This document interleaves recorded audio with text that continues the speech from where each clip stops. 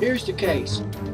For various reasons, the FBI was savvy and made known of the Soviet agent penetration in the U.S. government during World War II. They found out about it, and they sent investigators, and they got the proof.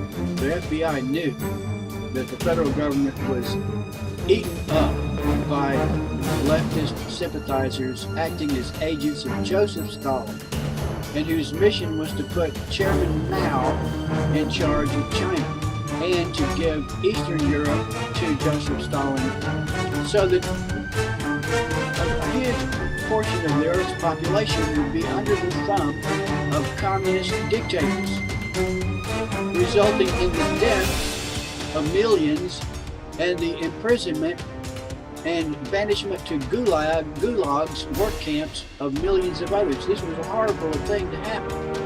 And it was all facilitated by these infiltrators in the federal government in Washington back in the time that I'm talking about. Back in the 30s and 40s. And shortly after World War II. The FBI knew all about these infiltrators. They alerted Truman, the president. Truman didn't act on it. Nothing happened. These infiltrators, these spies, these agents of influence remained in place, mainly in the State Department. And they determined U.S. policy in regards to Asia and Europe. Nothing was done about it. They weren't spying. They didn't have any need of spying. They were in the driver's seat. They were in control. They were making policy. The FBI knew about it. They alerted Truman. Somehow or the other, don't know why, Truman did not act on this information. And the State Department did not act on this information. So, in the course of time, various congressmen became aware of this situation, this infiltration, this, quote, de facto occupation, unquote. Those are the words used by Diana West. De facto occupation, a partial occupation of the seat of power by those not sympathetic to the United States, but sympathetic to the world revolution of communism. So the FBI knew all about it. They couldn't get the federal government to act on it. And congressmen learned about it, and they couldn't get anything done.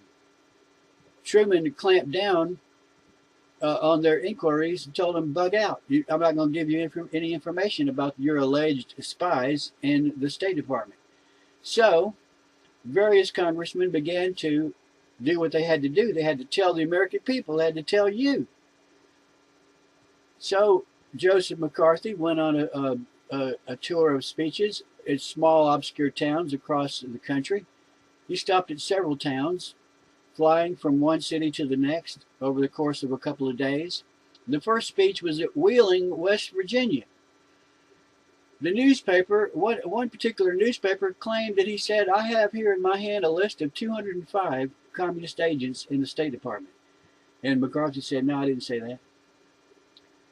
Oh, yes, you did. And that means you're a liar, and that means you're guilty of perjury, and you should be removed from the Senate.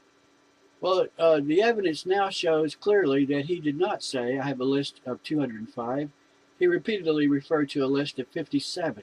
Yet this one newspaper account, which is erroneous, is used as proof that McCarthy is a liar and must be dismissed. Dismissed. Forget McCarthy. Move along. There's nothing here. So this is evidence of a continued cover-up.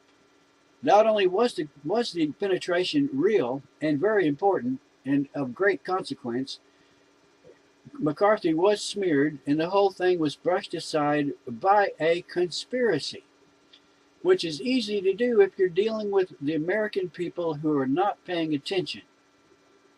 That's the problem. American people are not paying attention because they think that the government, somebody in the government will deal with it. If there's a problem, somebody will deal with it. We've elected thousands of politicians and hundreds of thousands of bureaucrats. Somebody has the responsibility of dealing with the problem. Well, that's not the case. Sometimes nobody is dealing with a serious problem. And that's the point I'm trying to make. Sometimes it falls to a few individuals to speak up who probably won't make a difference. It probably won't matter. But what else can we do?